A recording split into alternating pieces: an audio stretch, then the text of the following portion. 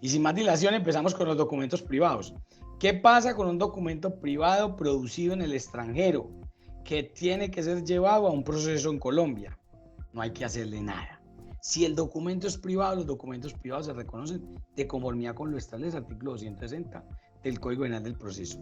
Y aquí obviamente cuando hablamos de documentos no solamente hablamos de papeles, hablamos también de su equivalente electrónico, o sea, cualquier otro medio electrónico susceptible de ser conservado para futura referencia. Por lo tanto, no tiene que ser texto escrito, sino que basta que sea un mensaje de datos. Los documentos privados tienen el mismo valor que los públicos, tanto entre quienes los suscribieron o crearon y sus causavientes, como respecto de terceros. Los documentos privados solo son susceptibles de estos trámites cuando pasan a ser documentos públicos. ¿Por qué? ¿Cuándo pasan a ser documentos públicos? Cuando interviene autoridad pública en ellos, por ejemplo, un notario. ¿Qué cosas pueden ser documentos privados? Unos estados financieros certificados, por ejemplo, simplemente por el representante legal o auditados por el revisor fiscal. Un contrato que firmaron las partes, documento privado. Unas cartas o emails que intercambiaron las partes. Unas certificaciones emitidas por las empresas privadas. Se certifica que usted estuvo en no sé dónde, certifica que usted es contratista nuestro, certifica que usted hizo aquello, certifica que usted cumplió con las normas ISO no sé qué, documentos privados. Las facturas, los actos de conciliación y mediación. Mucha gente me pregunta esto, ¿qué pasa con las mediaciones y las conciliaciones internacionales? Nada, tendrán el valor que tienen los documentos privados en Colombia, salvo que hayan sido emitidos en el marco de una institución pública. Pero vamos a suponer que las partes celebran una mediación privada en un bufete de abogados en Londres y se necesita ejecutar en Colombia. Nada, se trae tal cual y se busca su ejecución. Mientras contenga una obligación clara, expresa y exigible, podrá hacerse valer ante el juez ejecutivo sin mediar ningún requerimiento adicional, salvo la traducción oficial que podría ser necesaria. Muy bien, aquí encontramos por otro lado un documento privado muy especialito porque tiene una exigencia legal y es el título valor extranjero. El artículo 646 del Código de Comercio establece que los títulos creados en el extranjero tendrán la consideración de títulos valores si llenan los requisitos mínimos establecidos en la ley que rigió su creación. Entonces eso significa que si yo voy a ejecutar en un proceso ejecutivo un título extranjero, debo tener en consideración que deberé demostrar que ese documento que estoy presentando en el proceso ejecutivo tiene la calidad de título valor y además de tener la calidad de título valor cumple los requisitos de la ley que rigió su creación. Se rige por la ley del lugar donde fueron girados. El profesor Bernardo Trujillo, en su libro de títulos valores, también establece que la ley aplicable siempre es la ley del lugar de celebración del acto. Entonces, en los títulos valores normalmente se regulan por el lugar donde se celebraron los actos.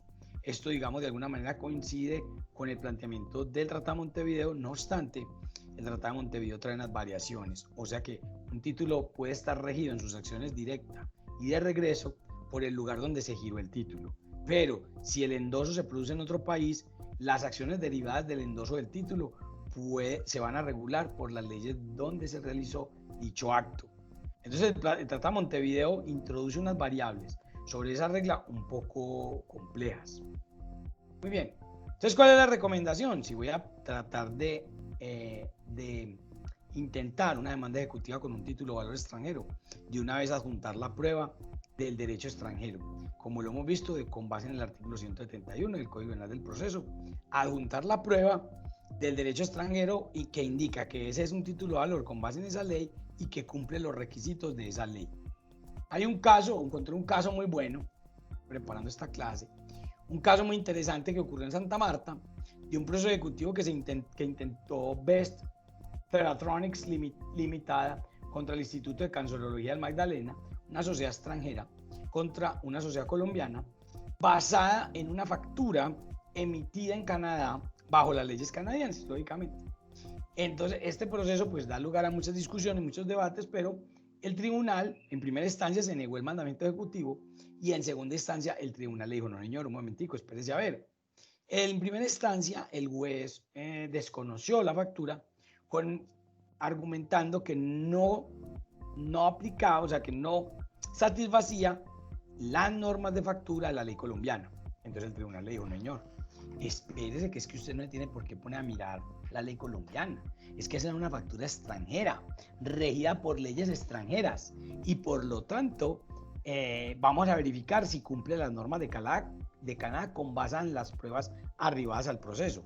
Entonces el tribunal efectivamente revisó cuáles eran los requisitos de la factura en el sistema y estableció, con base en las normas canadienses, que efectivamente era un título valor y que este cumplía todos los requisitos. En ese sentido, ordenó la ejecución del título y revocó la decisión de primera instancia. Pasamos a los documentos públicos. Y en el documento público vamos a encontrar el procedimiento de legalización primero.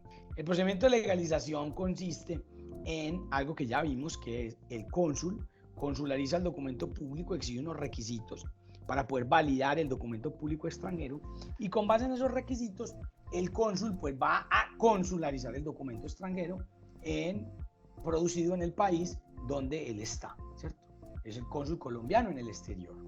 Ahí se requiere que haya misión diplomática y el proceso será de 2 pasos. El primer paso es la consularización. Lógico que para obtener la consularización, normalmente el cónsul va a exigir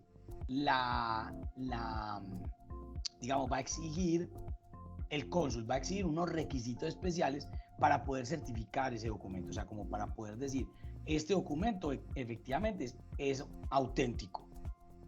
Y entonces, cuando pone la consularización, ya entonces se debe hacer el abono de la firma del cónsul ante la Cancillería, procedimiento que hoy, como veremos, se hace en línea. También dijimos, ¿qué pasa si no hay misión diplomática colombiana en el país que produce el documento y ese país no es miembro de la Apostilla de La Haya? Entonces hay que hacer un proceso de 4 pasos. Primero ir a un cónsul de un país amigo que consularice, luego a la Cancillería de ese país amigo para que certifique la firma y luego esto llevarlo al cónsul colombiano del país amigo para que consularice ese paquete de documentos y de ahí a entregarlo a la Cancillería, hacer el abono de la firma del cónsul en la Cancillería para que emita la legalización.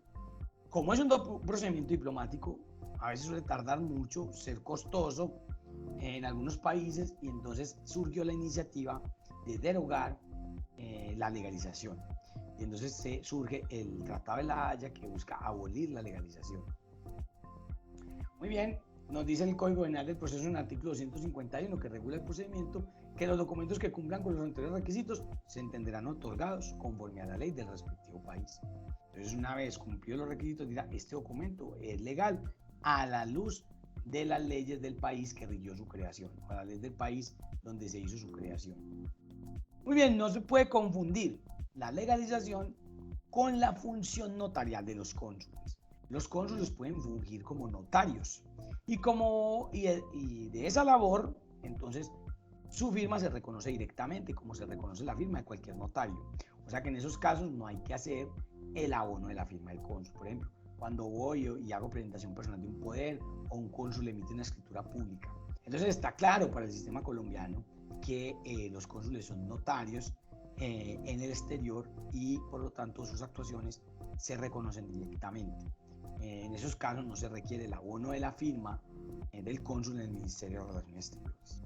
Entonces ahí tenemos una cosa, es la legalización, que es el documento público, por ejemplo, emitido ante notario norteamericano. Entonces tenemos un notario norteamericano que emitió un documento. Se lo llevamos al cónsul para que lo consularice y luego depositamos la firma del cónsul en la Cancillería. En este caso yo voy y extiendo el poder directamente ante el cónsul colombiano como notario. Ante el cónsul colombiano voy y hago la presentación personal, obtengo la escritura pública y por lo tanto no requiere cuando se trata de la función notarial de los cónsules, no requiere el abono de la firma. Se reconoce directamente. Ahí ya no se trata de una consularización, sino que se trata de la acción del cónsul como notario. Por ahora tenemos otro tema que es con el fin de abolir la legalización, entonces se crea este Tratado de Apostilla de La Haya y que busca facilitar el proceso. Entonces se cambia el proceso diplomático por un proceso administrativo más sencillo. Ese proceso administrativo parte de la base de definir cuáles son los documentos públicos susceptibles de apostilla. El tratado se ratificó en la ley 455-1998 y nos trae la lista de los documentos que considera públicos. Documentos de autoridad pública, sentencias, documentos administrativos, actos notariales, certificados oficiales. ¿Cuáles documentos públicos no se les aplica la convención? Y nos dice que a los documentos ejecutados por agentes diplomáticos o consulares y a los documentos administrativos para operaciones comerciales o aduaneras directamente. Entonces, en esos casos, documentos no, por la agilidad que requiere la aduana, entonces eso no se exige la apostilla de la Haya para esos documentos, ni la legalización tampoco. Muy bien, lógicamente esto no aplica para los documentos privados. El tratado no lo dice expresamente, eso solo procede si el documento está notarizado o tiene intervención de autoridad pública. Si yo voy a traer un documento de un país de estos o voy a llevar un documento colombiano a un país de estos, entonces en vez de hacer legalización, hago la apostilla. Cada país debe nombrar una autoridad apostilladora y que solo se restaría la traducción oficial si es necesario.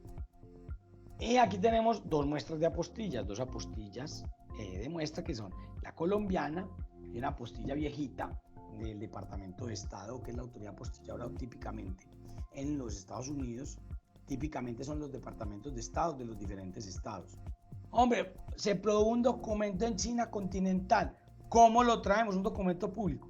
Hay que llevarlo primero al cónsul colombiano en China para que el cónsul colombiano en China lo consularice y luego hacer el abono de la firma. El cónsul colombiano en China además exige que ciertas autoridades certifiquen el documento antes de imponer la consularización.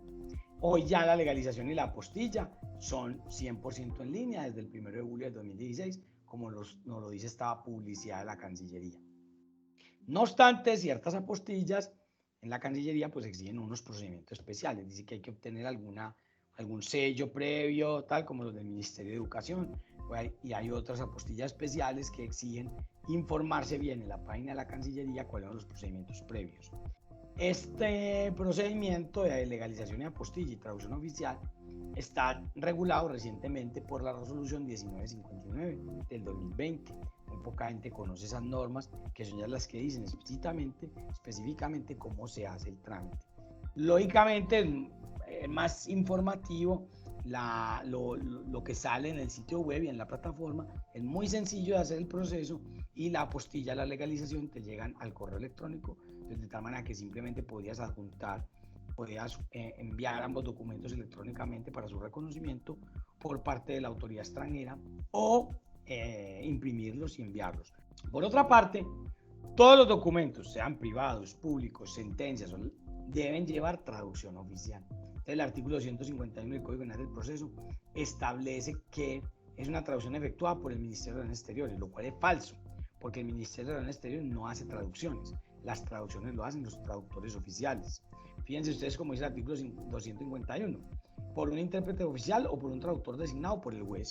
O sea que no necesariamente toda traducción oficial es de traductor de la Cancillería, no, puede ser de traductor designado por el juez.